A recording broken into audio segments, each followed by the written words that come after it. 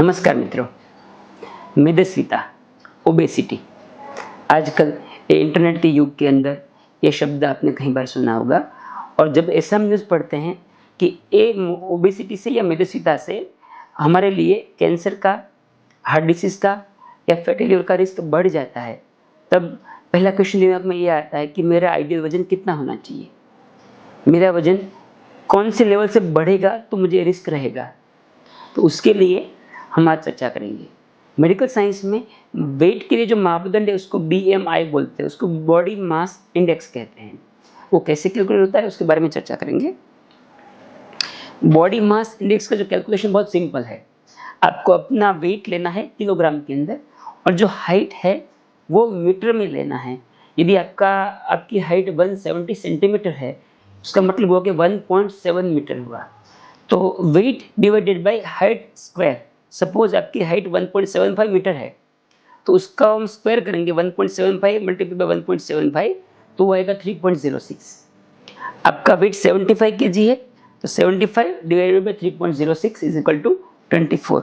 तो ये आपका बीएमआई हुआ। अब ये बीएमआई का इंटरप्रिटेशन कैसे करेंगे? तो यदि आपका बीएमआई 18.5 से कम है then you are underweight, आपका वजन कम है। हम जनरली बोलते हैं कि 25 से ऊपर है थोड़ा ओवरवेट हो जाएंगे। और जब बीएमआई 30 से बढ़ता है तब जनरली सब डिसीज के रिस्क शुरू होते हैं। तो लेस देन 30 बीएमआई में जनरली चिंता करने की जरूरत नहीं रहती है। बट यदि आपका बीएमआई 30 से ज़्यादा है तो ऐसे केस में मेरे हिसाब से आपको एक्सरसाइज या डाइट करके वेट मैनेजमेंट करना चाहिए। लेकिन कई लोगों में क्या रहता है कि ये फॉर्मूला हमारे लिए मुश्किल है, तो उससे दो रास्ते हैं। एक, आप नेट पे जाइए, गूगल में बीएमआई कैलकुलेटर सर्च करिए तो काफ़ी सारी साइट्स खुलेगी जहां आप अपना हाइट वेट डालोगे तो आपका बीएमआई डायरेक्टली मिल जाएगा, आपको कुछ कैलकुलेशन की ज़रूरत नहीं पड़ेगी। दूसरा रास्ता है कि चलो मुझे फॉर्मूला समझ में नहीं आ रहा है, तो एक सिंपल फॉर्मूला भी है।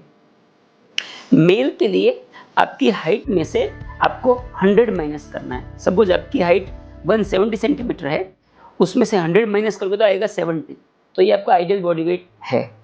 फीमेल के लिए जो माइनस करना है वो 105 है, तो 170 सेंटीमीटर हाइट के लिए फीमेल में आइडियल बॉडी वेट 65 किलोग्राम आएगा।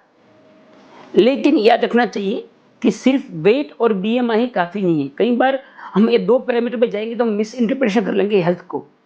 तो दो चीज़ और समझनी है। पहली बात, बॉडी कंपोजिशन।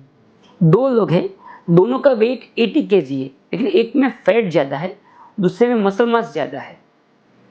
दोनों की हाइट वेट सेम होने के बावजूद भी जिसमें फैट ज़्यादा है उसके अंदर हेल्थ का रिस्क ज़्यादा रहते हैं।